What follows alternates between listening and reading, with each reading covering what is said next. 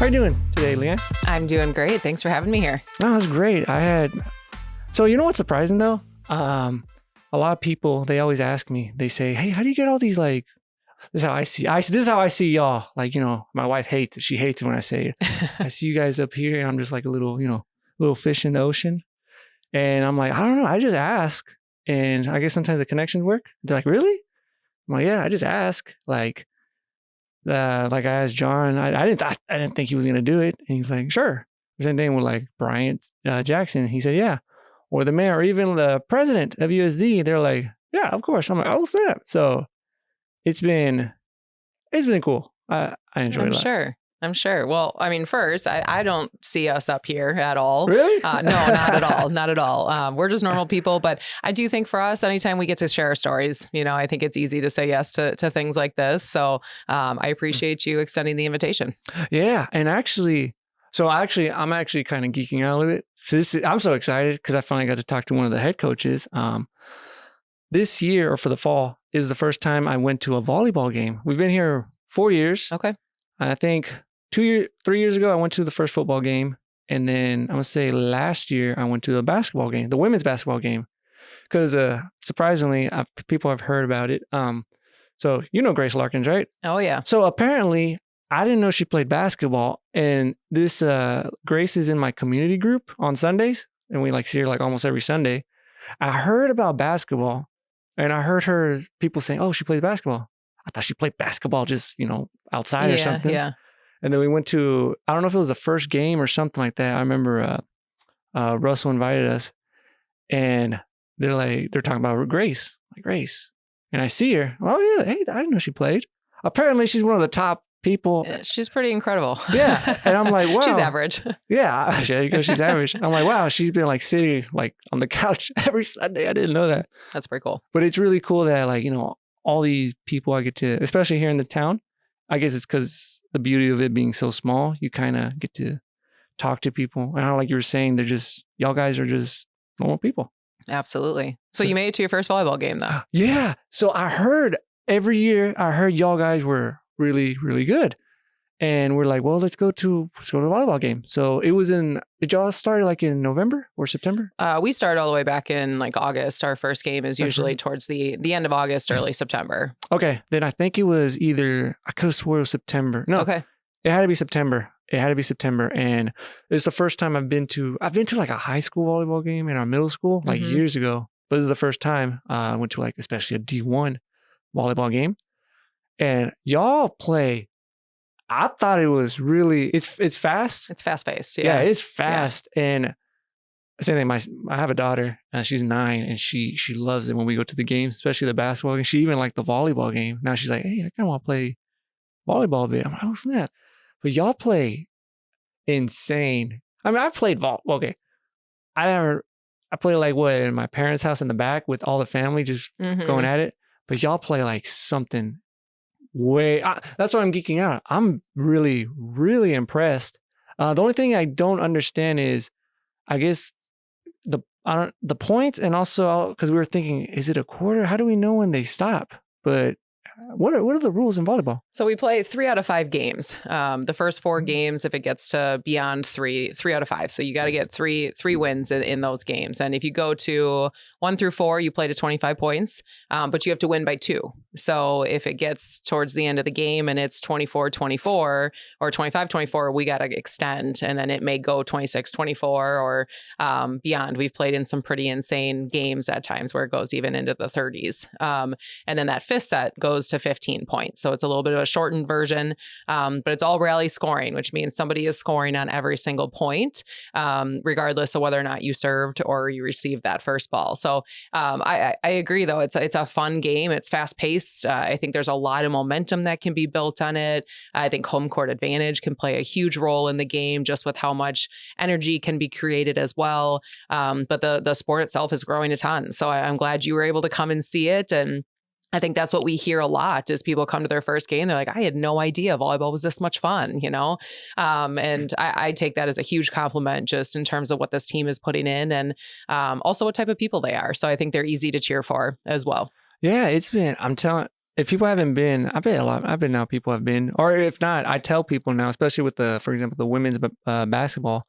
I tell them, hey, you guys got to go. Especially when I went to my first football game here, because I was just used to like watching high school, Right. And one of the complaints me and my dad have is like, man, they never throw the ball. Of course, here they play, now they play it hard. Especially, so my wife she's from Mexico, so it's also her first time watching football or American football. And yeah, she gets so intense. She say even right now she doesn't know what's going on. So like when there's a touchdown from another team, she's like all excited. I'm like, hey, you gotta wrong team. Calm down. But like you hear the tackles and you get up there close. Same thing with the basketball, with the women's basketball and men's too. But they play it's just so fast and it's really hard. And then the volleyball, I'm telling you, I'm just so impressed by the volleyball. It's just I'm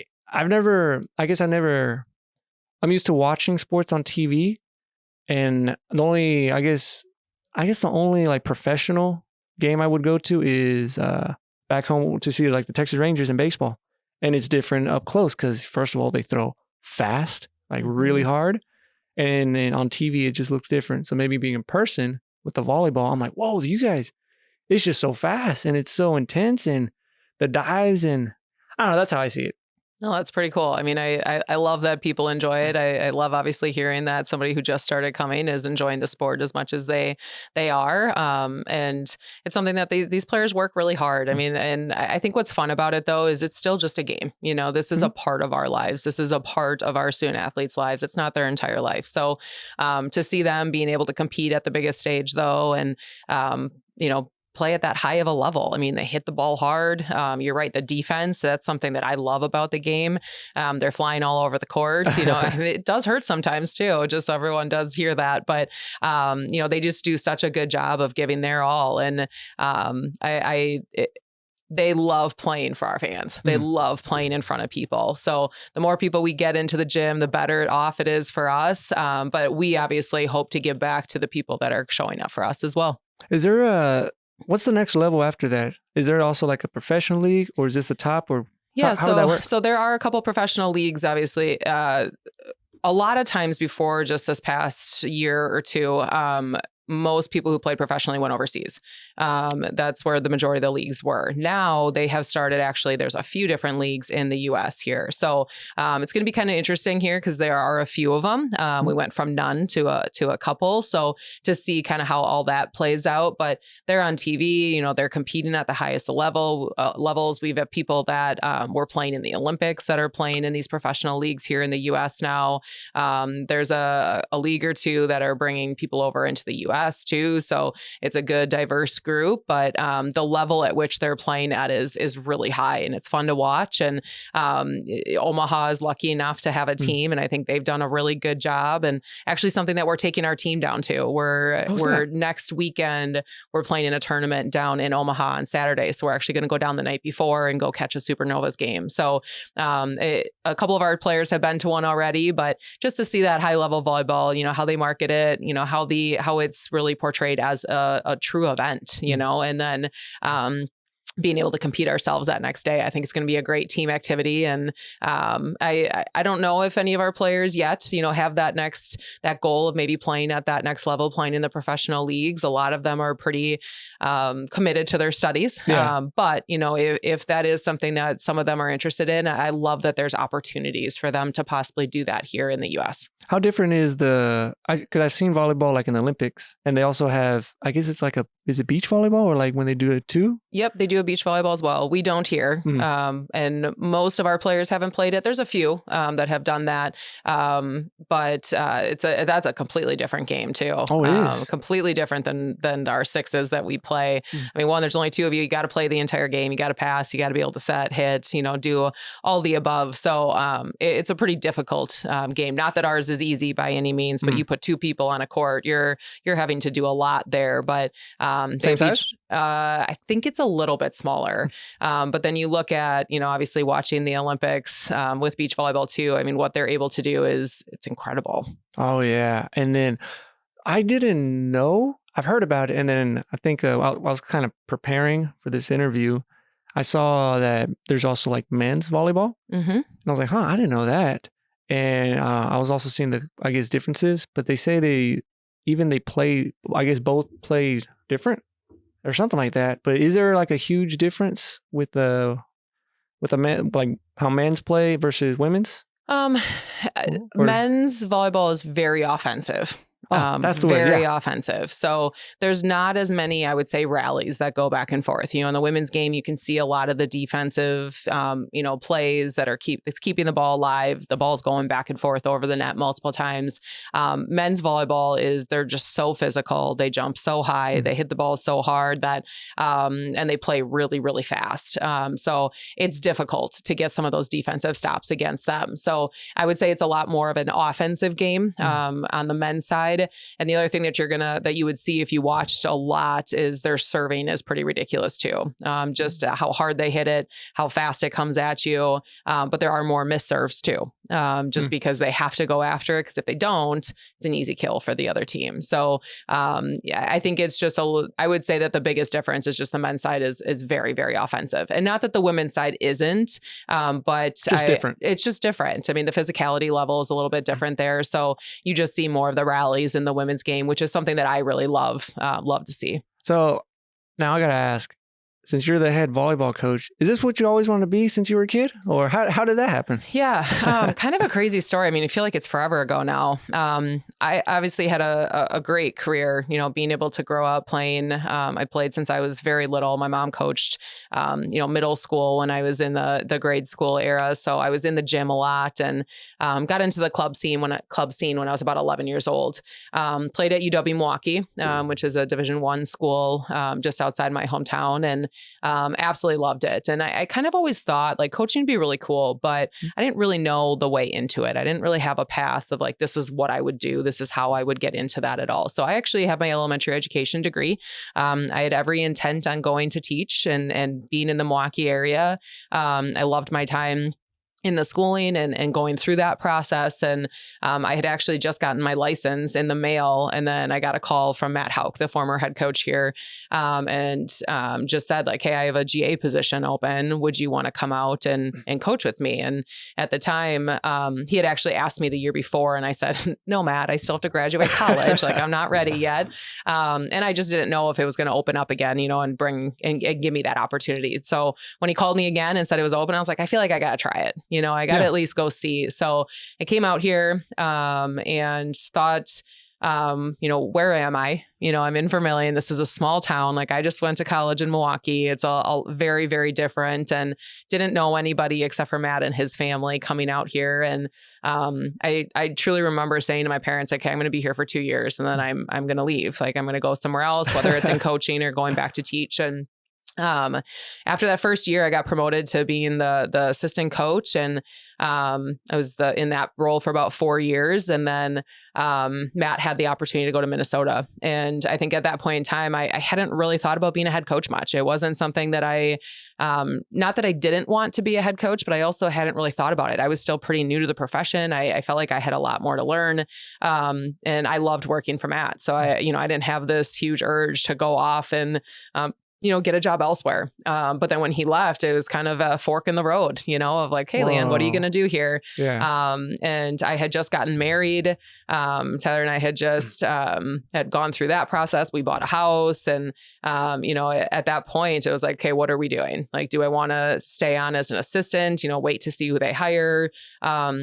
Or do I want to try to get the head coaching job? And I think just as I went through it, after those 5 years, like I believed in this place. I believed in what Coyote Athletics was all about. I believed in this program, and I felt like there was so much more that we could accomplish as a group. And I think just as I thought more of it, I was like, yes, I want to be the head coach. So went through the whole process. It took about a month to go through the interview process to when they actually hired me. And I got hired the day before my birthday. So happy birthday to me, Oh, that's so cool. on that day. And now I've been here for 16 years, and it's crazy to think about, coming here in 2009 saying, Mom, I'm going to be here for 2 years as a GA and then I'm going to leave, and now I have a family, and, my kids are growing up in Vermilion, which I absolutely love. My husband has a great job here, and we're just so happy. And, now this program has kind of reached new heights. We won our first conference championship in 2016, and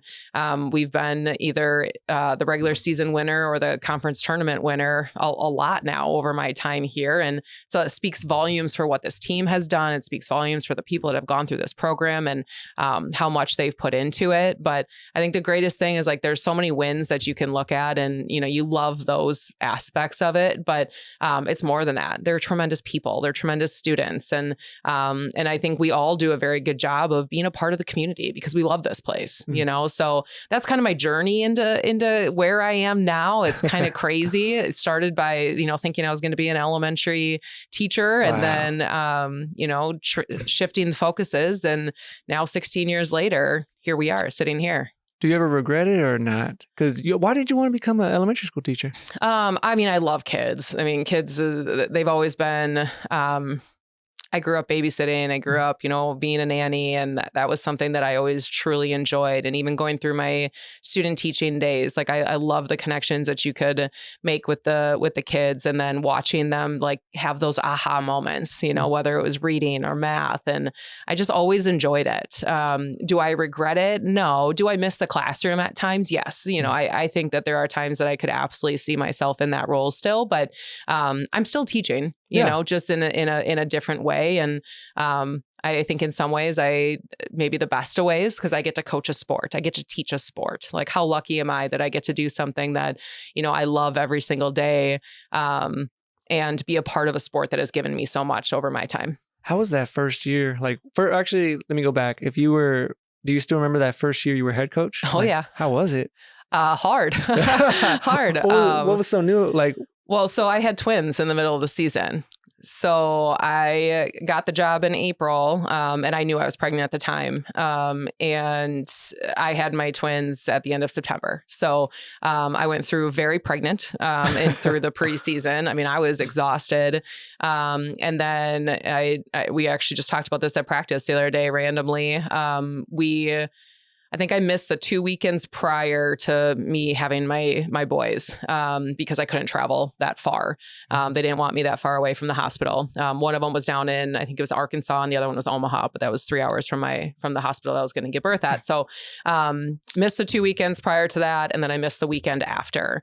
And I wouldn't recommend it. It was hard, but I loved it in the same time. One of my boys came with me every day to work, and it was my way of still trying to be a mom, but also get back into the coaching world and give my team everything that I had for them too. And then my mom lived with us for about 6 weeks to make it work, because my husband was back at work too. So my kids were a part of the team. The boys were around, and the players got to be a part of, kind of my life in that way too. So that first year, I think, was hard from the family standpoint. But at the same time, I think in some ways it was a blessing in disguise too, because your first year as being a head coach, like, I could have easily overthought everything. Am I putting the right lineup out there? Are we doing the right defense? Are we, what else should I be doing? Film, changing, changes, whatever it may be. But I don't think I had time to overthink, because I was trying to be a mom and I was trying to be a coach, and it was really hard to do both. So I think in some ways I had to trust my gut. I had to go with what I thought was right in that moment. And I didn't have time to overthink. And I think in some ways it was probably best for me. I loved my time. It was a great year. I took some time off after the season to be with my kids a little bit longer, more of that maternity leave, just delayed maternity leave. But at the same time, I think I learned a lot about myself. And I think that idea of trusting what I think I know or what I see. And I still try to stand by that even to today. See, one thing that surprises me about, well, especially the people that I talk to, and it's actually my fault. I think I'm just very ignorant because I just don't know how it works. Because, for example, like the professors, I'll just talk about the professors. I thought that, oh snap, they have like the easiest job. They're in there, like they take a few classes or they teach a few classes a week, and that's it. Until, I started talking to them, I'm like, oh snap, they actually work like 40 hours, this and that. Same thing with some of the like directors or this and that. I was like, oh, they probably have it super easy. I wish I had that job. And apparently it's not that, it doesn't look that easy. So I was going to ask like, hey, what is the job like? Like I'm guessing it's not, because I thought it was, just that season, that's it. But you say you guys also keep playing. But what's like a normal day for you? Well, I mean, obviously fall and spring are a little bit different. That fall season is tough. We're in there right away in the morning. We're watching film with athletes. We're watching film on our opponents. We're watching film on ourselves. It's a lot of watching, a lot of studying, a lot of learning, cool. Planning practices and meeting with players to ensure that they're in a good spot and, figuring out what we can do to help them. Coaching is such a small part, I think, of what we do. And I think that's the thing that people don't always see. There's the on court, we have practice 2 to 3 hours a day, I would say, but the rest of that day is spent either with our athletes or watching film or meeting as a staff to make sure that we're planning appropriately and making sure that our team has all the information that they need. And then obviously coaching games, right? Like we're trying to win. We're still trying to at the end of the day, walk away with that W each day. But there's the recruiting aspect. We're going to high school matches. We're going out and watching tournaments. We're traveling on the weekends at times when we're not with our team, like this spring. Next weekend, Abby and I will be on the road recruiting up in Minneapolis, a huge tournament up there. And then we have 4 dates that we can play with our team in the spring. So right now we're in the midst of our practices. And I think a lot of times we're like, in the off season, you get some downtime. It's like, oh, no. Like, I wish, we've got spurts, right. Yeah. Where we can take it a little bit easier, but, we're recruiting, we're playing, we're practicing. Right now we're kind of in that busy time again. So I think these next 3 weekends, between recruiting and playing with our team, we have something every weekend, again. So, it's a tough job, but it's such a rewarding job. And again, I wouldn't trade it for anything because in the end, I get to teach volleyball. Like how so cool is that? So, I absolutely love the relationships that we can form with our players and, watching them form relationships with each other and just grow so much. I mean, you look at people's college years, like I think as a normal student, as a general student, you're growing a lot during your time here. And we see that, I think, even twofold at times because we're seeing it in the classroom, but we're also seeing it on the court. But then we're also seeing it within relationships and how they are as being a teammate, how they handle conflict. And it's so rewarding to watch them come in as freshmen and then see them leave as seniors and see just how different they are as people, as players at the end of their time. Does it ever get like a little emotional seeing like when your seniors leave a bit? Oh, yeah. Yeah. I mean, definitely. I think what's fun about it, though, in some ways, and what I try to remind myself of is like they get to go out into the world and go do something great now, and do I miss having them around? Yes, there are a couple of them, a lot of them, but, there's a couple of them that maybe I see more often. We've got one that's just graduated in December, but she's coaching up in Sioux Falls right now for a club team. So I've seen her a couple times out on the road. It's just always fun to catch up and just see them in their element outside of volleyball, outside of the team. But I know that they're all going to do great things. And a lot of them are doing great things. Being here for 16 years, I've coached a lot of different athletes at this point in time, and to see what they're accomplishing in their lives, is pretty remarkable. And I'm obviously happy to have been a small part of their journey, to them becoming who they are and being where they are at the moment. But they're going to forever be a part of this program. But yes, it can absolutely become emotional. Senior night, and the banquet that we do, just the opportunities for us to thank them, and to say goodbye in some ways, or at least, see you later. But we hope that they continue to want to come back and fill us in on what's going on in their lives, because it's pretty special. Do you ever think like how I said, and I know you said you're not up here, everyone's just the same, but do you ever think like, wow, hey, because especially as a coach, you have a lot of influence on these kids, and especially when I ask, like, do you ever get emotional, this and that? But do you ever think back or sit back and you're like, man, I'm like the head coach of USD, and oh snap, we got a bunch of wins, and oh snap, like, is there like pressure, or I don't know, what's it like being that head coach? That's a good question. I don't think I I try to reflect on obviously what's happening in life and what this program is now and maybe where we've come from. And I just feel so grateful that I've been a part of the growth of it, that I've been able to see something from where we started. I actually started in 2009, which was the second year of the transition from Division II to Division I. Whoa. So obviously it's been a while now, but I got here in year 2 of that transition. So to see this program where it was then, to where it is now, like that is probably the part of it that that I enjoy sitting back, and looking back on and just understanding and seeing that change and that growth. And I think it's really, I think just the best word for it is I'm just grateful, to have been a part of that. I don't see it that way, of like, oh, I'm the head coach of this. Yeah. I know that my job is important and I take it very seriously. And, I do my best, to try to help our athletes and student athletes in whatever way they need it, and it might be on the court and it might be in life and it might be in the classroom. And I can tell you, like, one of our mottos that we talk about is culture of success, which is essentially being the best version of your life, being the best version of yourself in every area of your life. So whether it's a student, go get your best grades, right? As an athlete, be your best self in the gym. As a teammate, as a friend, as a sister, as a daughter. And we really challenge them to make sure that they are constantly trying to be their best selves. So with that, we do see a lot of growth, and we do see just remarkable people, remarkable women that have come through this program and have done so much for us as a program. But like I said, we'll continue to do great things in life as well. And to me, like that's the part of it that I'm really grateful to be a part of. Like I do not take for granted what I am doing and maybe the impact that I can have on people. But in the end, it's still such a small piece of their lives. It's still such a small piece of Vermillion, right? Yeah. I think it's a pretty cool piece, but it's still a piece of the life, so it's a big part of my life.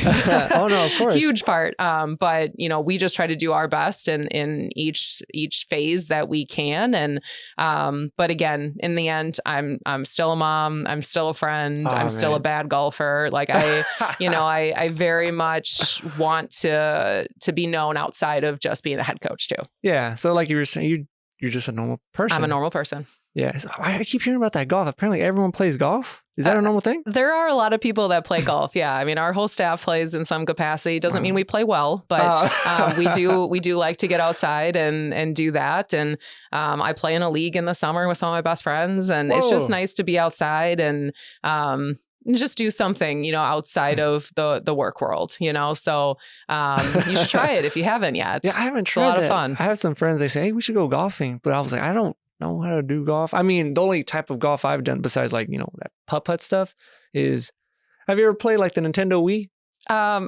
Not really. No. Are you familiar with it? With like the Wii Sports? I understand. Yep. Yeah, that's the stuff I've played, but I don't know how to, I don't know. Maybe I should try it though. I think you should try it. Go out to the driving range.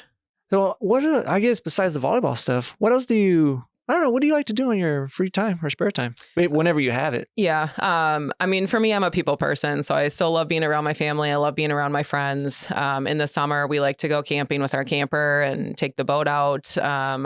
When we have time to. It's pretty busy, but it's something that our kids love doing too. Our boys are getting into fishing a lot more, so we did a lot more of that last summer. And I just like being outside. So again, the camping, the boating, the golfing, and then we spend a lot of time with our friends, especially in the summer when we can be outside. But we're pretty fortunate. We have a lot of our best friends that live right around us, within probably 100 yards of us. So that's cool. We get to walk to each other's houses quite a bit. And to me, I just love being around people. I love being with the people that I love. And, obviously I'm fortunate to have a job that I love, but I also have a life outside of that I love too. Because you say you're from Milwaukee, right?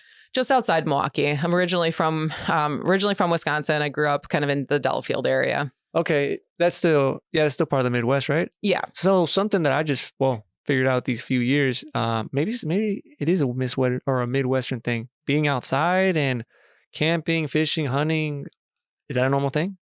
I think so. I grew up on a lake. So for me, the water has always been kind of like my happy space. And my husband grew up in South Dakota, but he grew up hunting and fishing and doing all that. So I've probably become a little bit more aware of that side of things. I grew up fishing a lot.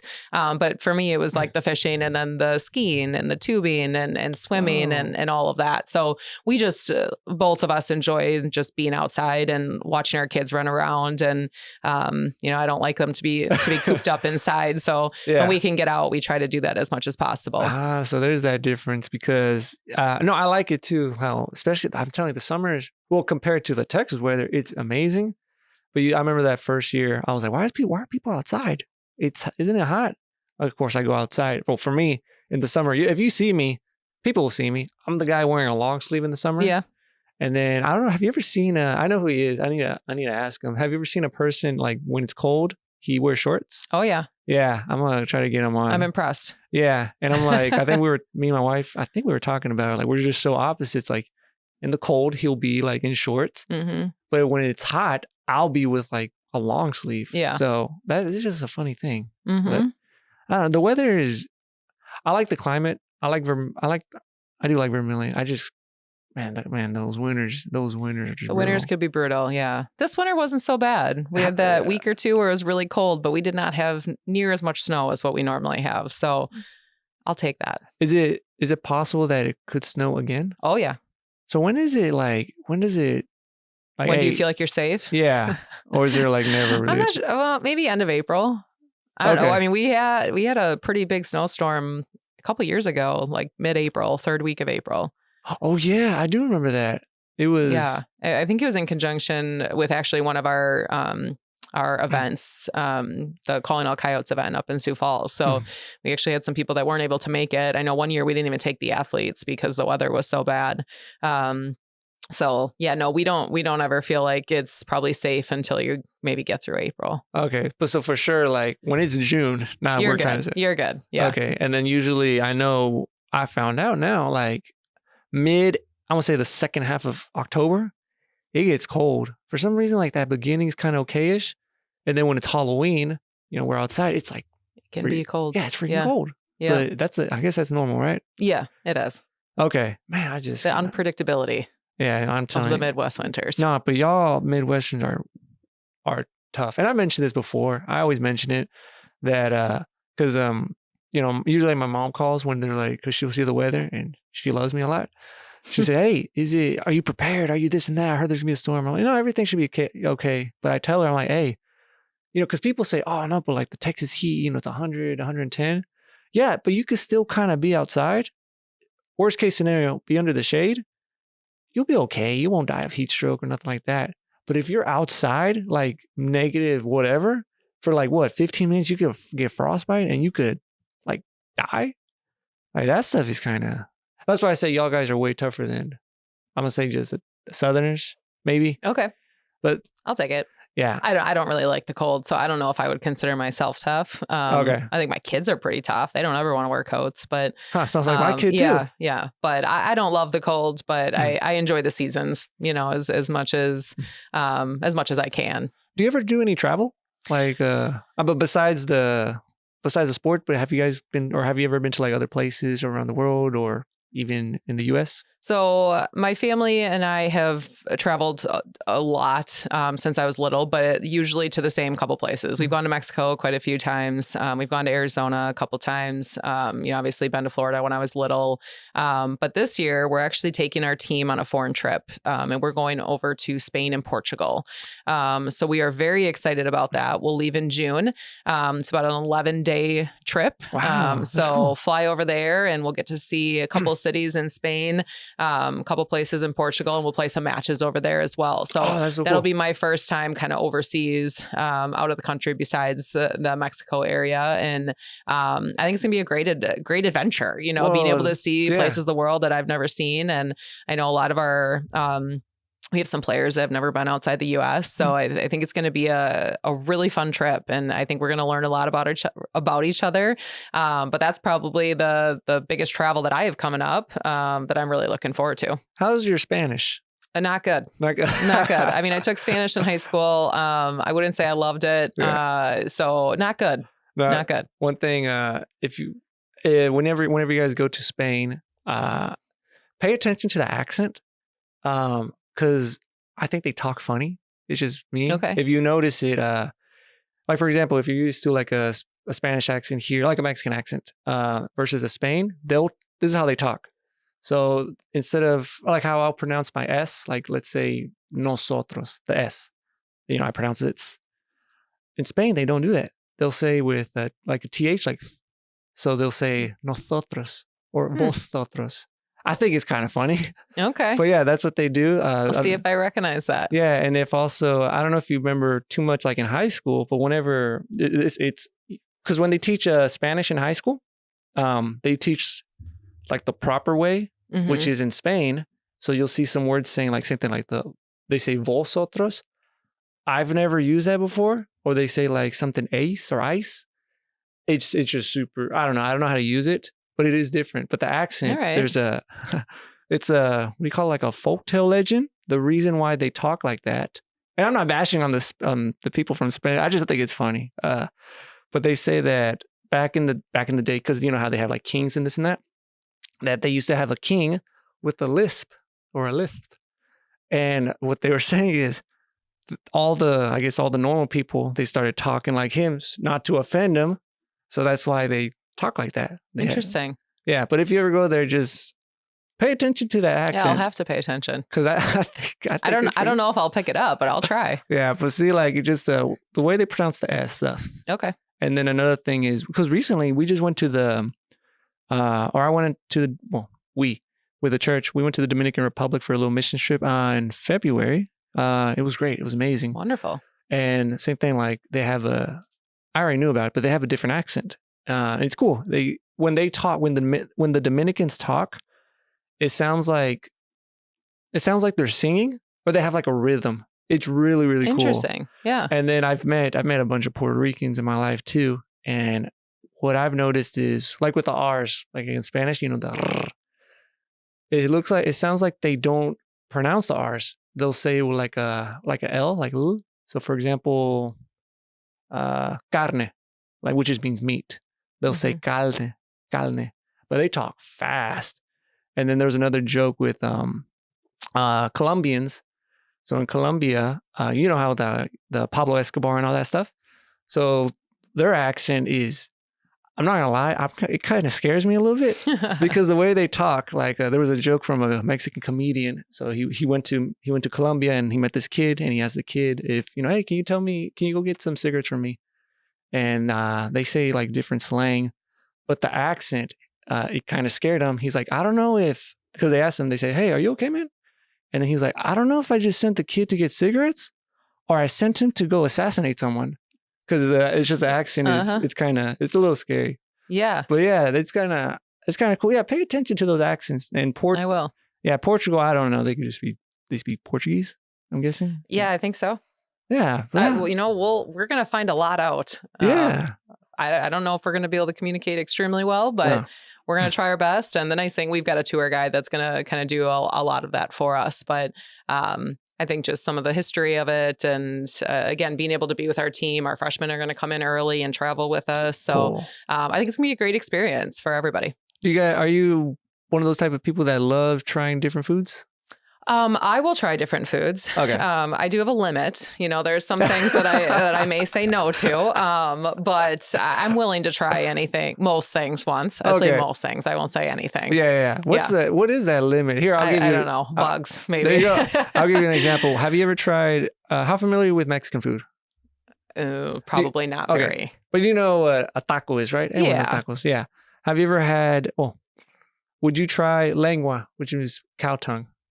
Oh, that would be tough. So I'm gonna tell you a funny thing that happened on New Year's Eve. So if you ever go to Mexico and you get off the resort, depending where you are, they'll have like different meats. Usually, where my family and my wife and daughter is from, it's like central Mexico. Okay. Valleys, mountains, beautiful. The tacos, they'll have something called bistec, which just means beef steak. So beef steak, it's just a little slang thing. al pastor, which is like it's a marinated pork with pineapple. That one's more common here. That's good. Yep. And then they have chorizo, which is like a Mexican sausage. That one's common. Some of them, you'll see like one that's called lengua, which is the cow tongue. And I know people are like, cow tongue, that's kind of weird. So my wife made some. So all you got to do is, because apparently a lot of our friends, they buy a cow or half a cow. Mm-hmm. They'll give them the tongue. Usually it's hard for us to buy it down more south because it's so expensive because we actually eat it or they eat it. So actually our friends were giving it away because Myra was like, hey, do you guys have cow tongue? So yeah, you kind of got to skin that part out, but it's technically just, it's a muscle. It's a little more dense, but it's not dry. So on New Year's Eve, and if you're familiar with one of the assistant basketball coaches named Sean Smith, he was there. I say ask him. And then we had other people at the neighbors. So my wife made some tacos of cow tongue, and our neighbors they'll try anything.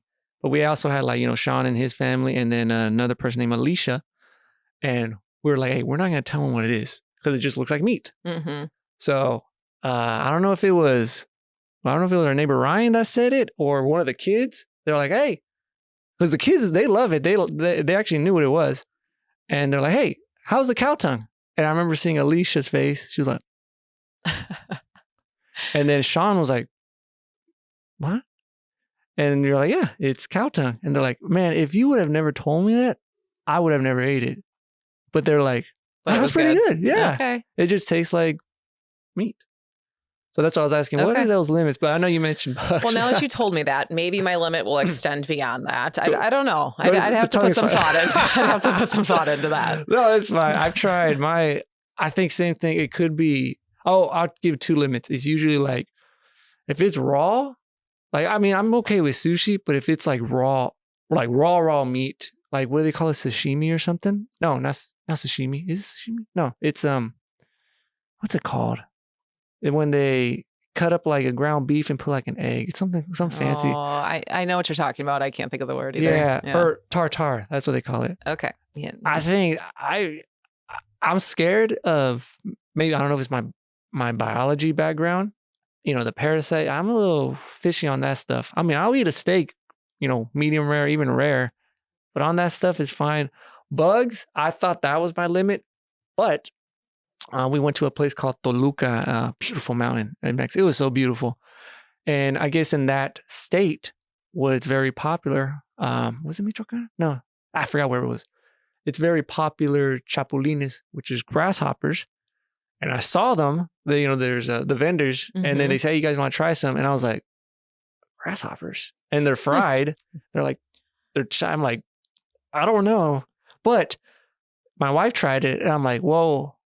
I gotta try it now. I can't do that. There's people also, grabbing like, I can't say no. I'm a man. I'm a very scared man. But they put like some lime and then some salt. And I was like, all right, let's go. Let's try it. And it's crunchy and it tastes like nothing. Just the lime and the snack. I'm like, okay. And then over the summer, in August, we went to Mexico again. And same thing, they had a vendor at it was like a mall, and they had some. And I was like, let me buy some. And then let me see if my family will try it. And I was like, let me try it again. Same thing, it's a bug. It's fried. And it's crunchy, but there's no like slimy insides. And yeah, it tastes just like whatever you put on it. Interesting. So yeah, but I don't know, like if there was like a fry, have you seen like those, YouTube videos or when they go to different places? So, tarantulas and that. I don't know. I feel like I might be down, but it kind of scares me a little bit. You're more adventurous than me. Yeah. So I'll stick with my tacos. So there you go. I don't know what they have in Spain. I know they have, I forgot what it's called. This one's not weird though. I think it's some type of seafood what's it called? Man, it starts with a P. I think it's a very common thing. Okay. If I remember right, I don't know if it's rice and they have seafood.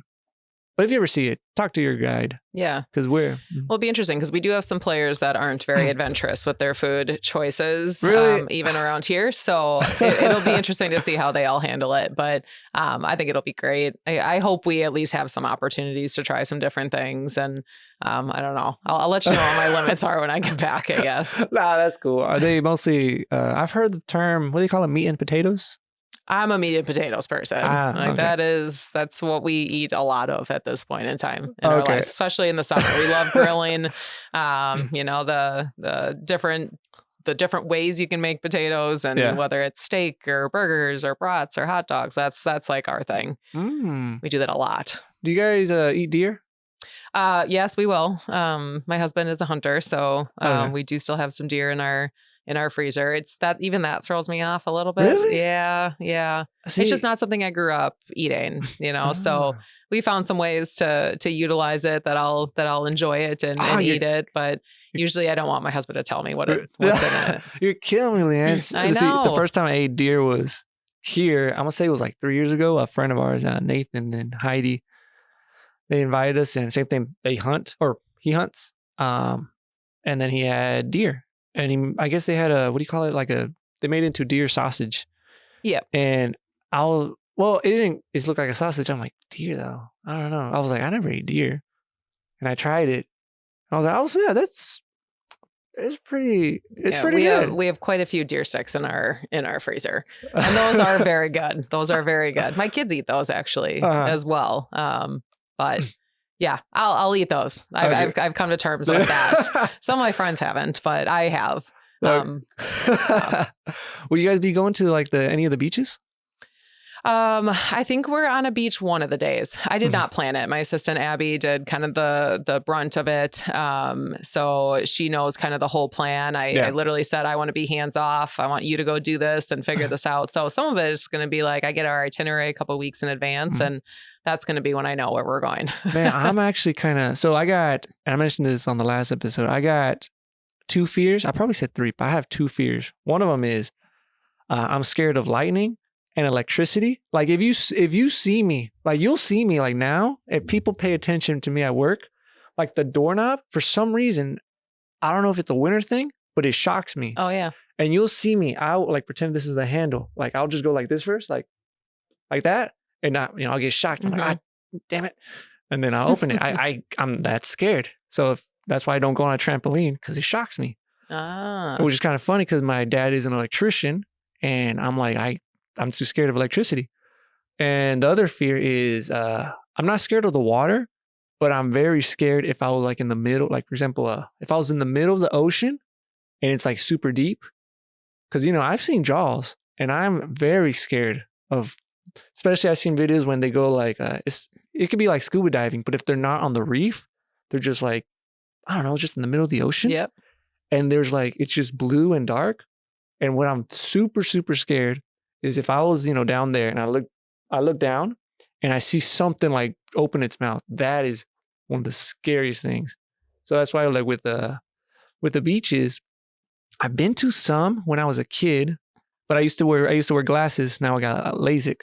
So the doctors will always say, don't wear your glasses for some reason.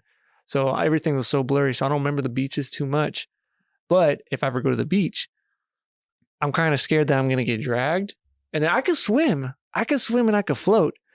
I'm just scared that something's going to grab me. Fair.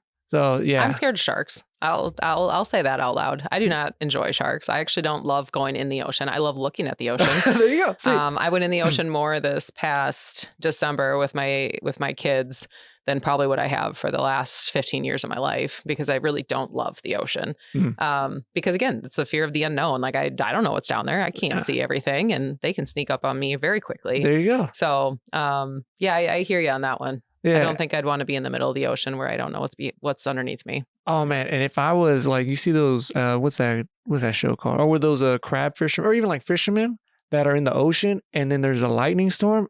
I will freak out. I will pass out or something. It's 2 of your fears in one. Yeah, there you go. Yeah. But man, see, I thought I was scared of sharks until I found out more stuff about dolphins. And dolphins are a whole nother, I don't even want to get into it, but they do some So they do some crazy stuff. They say they're like killers or they're more scared. I don't know. I don't know.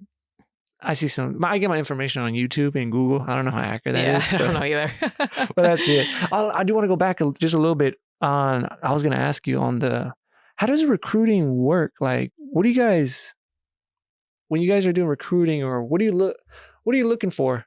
If you see like someone in high school or senior, how do you say, hey, this is the one I want? Yeah. I mean, first we start recruiting pretty young. So we'll start watching them freshman, sophomore year of high school. And we start creating a list, of people that we feel like are kind of in our wheelhouse, people that are going to fit in with us athletically. People, there's, kind of that, there's multiple tiers to it, right? The kid that's maybe just above us that we would love to be able to recruit. If we're out recruiting our last class, we're getting a little bit better along the way. And then we've got people that are kind of in line with what we would envision our program being at right now. And within that list, over the course of a couple months, we start to kind of narrow it down a little bit. Who's our top players? Who are the ones that we really want to reach out to and see, could we be a good fit for them, and could they be a good fit for us? Over the course of those couple of months, though, is again when we're kind of whittling that down. And then right now, the rules are we can't talk to them until June 15th after their sophomore year of high school. Oh. So we actually can't have a lot of those conversations until then. So we send out, emails and text messages saying, hey, we'd love to talk to you. We'd love to get to know more about you and show you more of what USD, has to offer. And it's interesting because it's a little bit blind. We don't actually know who's going to respond, and maybe who may be interested back or who may not be interested at all. So it's a different type of process. It's not my favorite, but it's obviously where we're at right now. And then over the course of those next couple of weeks, months, we're sharing information, we're getting to know them better. And, but when we're watching them, obviously athletically, the skill level is probably the first thing that draws us to somebody, how high they're jumping, how hard they hit the ball, the ability to hit with range. So being able to hit line, being able to hit cross, playing the entire game really well. Every position is a little bit different. As well, the way we rank or look at setters might be different than the way we look at, liberos. So that's a whole nother probably long conversation that we could have about it. But, and then we do watch, we watch body language, we watch how they talk to people, we watch how they take feedback. There's, within our program where we have pretty high standards, which is how we treat each other. And we know the type of people that are going to have success here, and a lot of times they are people that are pretty self-motivated, and, that doesn't mean that we're not helping them, that we're not trying to motivate them, but the ones that truly do the best here are the ones that are self-motivated, that we can really just teach the game, that we can give feedback to, and that we know that they're going to take it and run with it. It's not somebody who needs maybe the hand holding the whole time. So we watch all that, how they talk with coaches, how they talk to their parents, how they ask for things, even just watching a kid come up occasionally, you hear how they talk to their mom,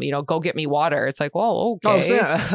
Why do we have to do it that way? Why can't we just ask nice, and I think those different interactions can tell us a lot about people as well. So it's a little all encompassing. Obviously the volleyball aspect is the first thing. Mm-hmm. And then beyond that, we really try to find out who they are as people, to make sure that they're going to fit into the culture here and what we want to accomplish and how we want to go about our lives here. Is it, when you guys do like recruiting, I'm trying to think, let me see if I can get the word right. Is it always like picking out or looking at someone from like a top school, or do they have to be in first place, or how does that work? No. So we do watch out of high school, but the club is the biggest area that we're recruiting out of. It's essentially AAU, basketball, soccer, whatever it may be. Volleyball has that club level as well. And it does not have to be the kid on the top team. It does not have to be the player that scores the most points, on their team. It's people that are going to fit us. And that's where, our staff is very good at finding that talent that that fits our style, that fits how we play the game, how we want to go about things. So no, I mean, there's times that sometimes they are the best player on their team, but they're on a lower level team. And then sometimes they're the best player on the top team, but then sometimes they're that, maybe that 4 or 5 player on a middle team. It just all depends on the position and what we're looking for. But you do not have to be on the top team to be noticed, to be recruited, to our level at least, or at least to our school. Wow. And then you said, so you guys aren't allowed to talk to the players? We can't talk to players until after their sophomore year. Is there a reason why they wanted to slow down recruiting? For a while there, freshmen, a lot of freshmen were committing which is pretty early. You're committing 3 to almost 4 years out from when you're actually going to start college. So I think it got to be very early. You started to see people transfer more often because they weren't happy with their decisions. Because how can you be when you're 14 or 15 making a decision on where you want to go to school? Makes sense. Some of these people don't even know what they want to do yet, in life beyond that in school. And then they're picking a school that doesn't have their major or whatever it may be. So I think part of it was that. And I think in some ways that has definitely worked, but it's also sped up the process. And without giving too much information, now June 15th comes, and I think there were something like 50 some players that committed on day one. Whoa. How do you commit to a school on day one when you haven't talked to them yet? And that's where it's kind of interesting, is they're not committing until later on in their high school careers, but they're committing very quickly. And I feel like in some ways that's an issue in itself, because how are you truly saying that this is where I want to go to school if you don't know about the school, you don't know about the campus, you don't know about the coaches yet, you don't know what you don't know. Right. So now there's talks of trying to adjust again to make sure that doesn't continue to happen. But I think regardless of what the rules are, we're going to have some people that work around the rules, and you're probably going to have some people still committing pretty quickly. But I think we're trying to do our best as coaches and, within those committees to figure out what's best for not only the student athletes, but the programs. And it's that delicate balance. It's interesting. Yeah. The recruiting process is interesting. It's constantly changing and evolving. What's the next steps for you? Is this it, or do you have another goal? Do you want to be like the president of USD? I always ask that. Everyone says no. I don't want to be the president of USD. Everyone says no. No, I'm really happy with where I'm at. I love what I do. I love who I get to do it with. I love this program. I love this community. Again, I've been here for 16 years. I think that says something. I think the biggest question that I would ask, or that I would say, like, what's next is what's next within our program, right? And we have done a lot, and we've been fortunate to win a lot of championships, and our players do really well in school, and they're great people, and those are things that we're going to continue to strive for. But what's next for us? What's next for me is trying to do everything we can to win a match in the NCAA tournament, and I don't feel like we're that far off, and kind of fitting right now that we're in March Madness, right? And we're watching, some of these upsets happen, and smaller schools beat Power 4 schools. And I want that to be this program. I want our program to take that next step and win a match or matches in the NCAA tournament. And I really feel like we're not that far off from that. So that's what's next for us. That's that next goal, that next aspiration. That's what we're working towards today in practice, of just how do we get just that little bit better today, that we're a little bit more prepared for that fall season when we're, months away from maybe having that next opportunity. No, I'm excited for y'all. We're hitting that 1 hour mark, so we'll probably have to get going. So, I'm going to tell people, hey, you guys got to hit that, go to those volleyball games. Because I'm telling you, I tell my parents that. Like, so when we first went to the football game, I was like, hey, I told my parents, like, hey, Mapa, you guys got to come. And they went. I think they came for when it was D-Days or right before that. Okay. And then same thing. My dad was, oh, snap. First of all, like, hey, they passed the ball. And then I was telling him, like, hey, you guys got to go to the women's basketball game because, I'm like, hey, they play hard. And now I'm telling them, hey, you guys got to come to a volleyball game. Yeah, I'm absolutely. telling you, I like it a lot. Well, good. I'm glad. I'm glad to hear that. And like I said, you're not the only person. A lot of people have said that to me over the years, and we just hope we can continue to get more people on the track of volleyball, because I think it's a tremendous sport. It's growing a lot in the country as a whole, but we're seeing that growth right here in Vermillion, which is pretty special. All right, I think this is where we end. I do got one little thing, and it's about the tacos of lengua. So sometimes me and my wife, we sell food on the side. You know that brewery? Yep. So we do a lot of stuff with them. I don't know when it is in April. My wife knows it all. But if you do want to try the tacos de lengua, we'll also have like just regular beef or the bistec. Mm-hmm. Try it out. I'll give you one. I'll let you try it. Okay. So that's another thing. But yeah, Deal. Let's end this. So I do want to thank you so much for being on. Thank you.